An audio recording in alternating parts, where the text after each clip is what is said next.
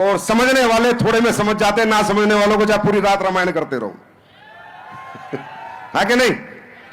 तो सबसे पहले हम यह समझना चाहते हैं कि ये प्लेटफॉर्म क्या है, किस चीज का माहौल है, ये क्यों आए ये लोग, और ये जो लोग अचीवमेंट प्राप्त की इन्होंने क्या करके की, क्या होता है ये काम, और ये करना चाहिए या नहीं करना चाहिए, ये काम हमारे लिए है या नहीं है, हम इसके लिए बने या नहीं बने, हमसे ये होगा या नहीं होगा, हम ये कर पाएंगे या नहीं कर पाएंगे, हम इसमें फेल होंगे या पास होंगे, क्या ये एक छलावा है, क्या एक भुलावा है, क्या एक कंपनी है, क्या एक लालच है, क्या ये कन्वेंसिंग है, क्या एक दूसरे को सिर्फ प्रभावित करके यहां पर लाया जाता है। इन सब सवालों के बहुत सारे सवाल आपके मन में चल रहे होंगे, क्या है, कैसे होता है, क्या होता है, क्यों होता है, करना चाहिए नहीं करना चाहिए, मैं करूं ना करूं, मैं कामयाब होऊंगा नहीं होऊंगा।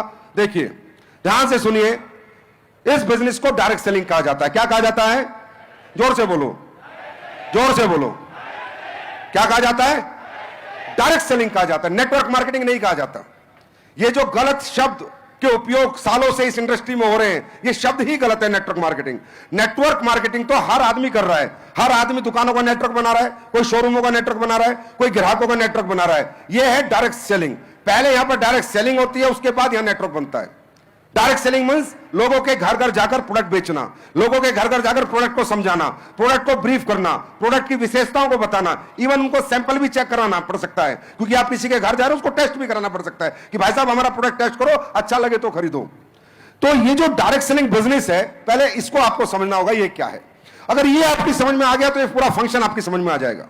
देखो दोस्तों, डायरेक्ट सेलिंग बिजनेस बना है प्रोडक्ट बेचने के लिए, सिर्फ प्रोडक्ट बेचने के लिए। उसके बाद कितना पैसा आएगा, कैसे आएगा, कब कब आएगा, वो एक अलग है, वो तो इसका बाई पार्ट है। आदमी जब भी कोई चीज को बेचता है, कोई दुकान खोल के, तो पैसा तो आता ही आता है, प्रॉफिट तो आता ही आता है। तो कितना प्रॉफिट कब तक आएगा वो एक अलग बात है। लेकिन प्रैक्टिकली ये बिजनेस की नींव क्या है, ये बिजनेस क्या है? ये है डायरेक्ट सेलिंग। घर घर जाके लोगों के प्रोडक्ट को समझाना, ब्रीफ करना, डेमो देना, सैंपल टेस्ट कराना और फिर प्रोडक्ट को बेचना। That is called direct selling, इसलिए इसका नाम है डायरेक्ट सेलिंग। इस बिजनेस में, इस कॉन्सेप्ट में, इस इंडस्ट्री में प्रोडक्ट परचून की दुकानों से नहीं बिकता, मेडिकल स्टोर से नहीं बिकता। ये एक आदमी एक दूसरे के घर जाता है, उसको समझाता है, टेस्ट कराता है और बेचता है। अब ये डायरेक्ट सेलिंग बना क्यों था, क्वेश्चन है ये। किस लिए बना था, किसने बनाया और क्यों बनाया, ये बड़ा क्वेश्चन है। कुछ लोगों को लगता होगा ये कंपनी है, ये ठीक है, आपकी गलती नहीं है। बाजार में जैसा माहौल आपने देखा, जैसे लोगों से आप मिले, जैसे लोगों ने आपको समझाया, जैसे लोगों से आपने मुलाकात की, वैसा ही परसेप्शन आपके माइंड में बन गया। लेकिन मेरे भाई, ये बिजनेस इसलिए नहीं बना। ये बिजनेस बना था क्वालिटी प्रोडक्ट बेचने के लिए, कि एक व्यक्ति चाहता था कि मैं क्वालिटी प्रोडक्ट बनाऊं, अच्छा प्रोडक्ट बनाऊं, और मेरा प्रोडक्ट क्लासेस में ना जाके मासिस में भी जाए। बात को ध्यान से समझना, क्लासेस में ना जाके मासिस में भी जाए। क्लासेस मतलब अमीर, बहुत अमीर लोग। तो क्या हुआ कि जब पहली दुनिया में कोई आदमी बहुत अच्छा प्रोडक्ट बनाता था, तो अच्छा प्रोडक्ट बनाने में पैसा लगेगा, महंगा बनेगा, तो वो प्रोडक्ट सिर्फ अमीरों को ही बेचा जाता था, क्योंकि अमीर लोगों के लिए ही शोरूम खोले जाते थे और अमीर लोग ही उन प्रोडक्ट से प्रभावित होते थे और उनको खरीद पाते थे। गरीब आदमी उन बड़े शोरूमों की तरफ जाता नहीं था, उनसे डरता था। अरे यहां तो 1 लाख का सामान मिलेगा, 50,000 का जूता मिलेगा, 10 लाख की बेल्ट मिलेगी, 10,000 की बेल्ट मिलेगी, तो नहीं जाता था। तब किसी आदमी के माइंड में एक आइडिया आया कि यार अगर हम एक तरीका इजाद करें कि क्वालिटी प्रोडक्ट बनाएं और लोगों के घर जाके समझाएं, दुकानों से बेचना ना पड़े, तो शायद हमारे क्वालिटी प्रोडक्ट और अच्छे प्रोडक्ट बना के हम मासिस तक पहुंचा सकते हैं। इसके लिए बनी डायरेक्ट सेलिंग। क्यों? देखिए, आप में बहुत से लोग व्यापार करते होंगे। कितने लोग हैं जो व्यापार करते हैं? हाथ खड़ा करें। बिजनेस करते हैं, कोई भी बिजनेस। ओके भाई साहब, जब भी किसी प्रोडक्ट को आप बेचने की या बनाने की कोशिश करते होगे, तो आपके दिमाग में एक चीज रहती होगी कि दूसरी कंपनी कितने में बना के बेच रही है। मैं सही कर रहा हूं, गलत कर रहा हूं? क्योंकि अगर आप बहुत महंगा बना दोगे तो आपका प्रोडक्ट कोई खरीदेगा ही नहीं। आप बहुत सस्ता भी बना दोगे तो भी नहीं खरीदेगा। सस्ता खरीद लेगा, महंगा तो नहीं खरीदेगा। तो होता क्या है, जब भी समाज के अंदर कुछ अच्छा बनाने की चेष्टा या कोशिश की जाती है, तो ऑब्जेक्शन एक ही आता है कि दुनिया कितने में बेच रही है।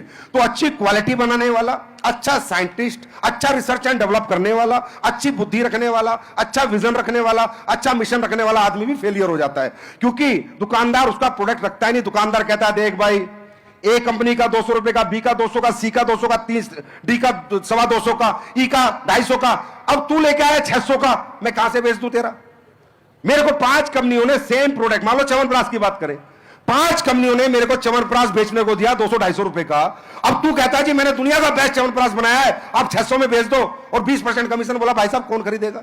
मार्केट का परसेप्शन क्या है कि च्यवनप्राश कितने का मिलता है? सिर्फ बोलो कितने का मिलता है? सिर्फ 250 रुपए का। तो होगा क्या? अब जो अच्छा च्यवनप्राश बनाना चाहता है, जो रियल ओरिजिनल च्यवनप्राश बनाना चाहता है, वो पिछले 50 साल से 100 साल से बना ही नहीं पा रहा, क्योंकि जब भी वो बनाएगा तो उसका बेकार जाएगा, वेस्ट जाएगा, कोई खरीदेगा ही नहीं। इसी बात को मद्देनजर रखते हुए इस इंडस्ट्री का जन्म हुआ कि एक ऐसी इंडस्ट्री बनाते हैं जहां जितना मर्जी बेहतरीन क्वालिटी प्रोडक्ट बना लो, जितना अच्छा माल डाल लो, जितना बढ़िया एमआरपी रख लो, डीपी रख लो, बस आदमी आदमी के घर जाए और इस प्रोडक्ट की क्या खासूसियत है, ये क्यों महंगा है, वो समझाए और वो प्रोडक्ट दुनिया में सबसे ज्यादा रिजल्ट ओरिएंटेड हो, सबसे ज्यादा रिजल्ट दे और मास का और क्लास का सबका भला हो। मेरी बात समझ में आई?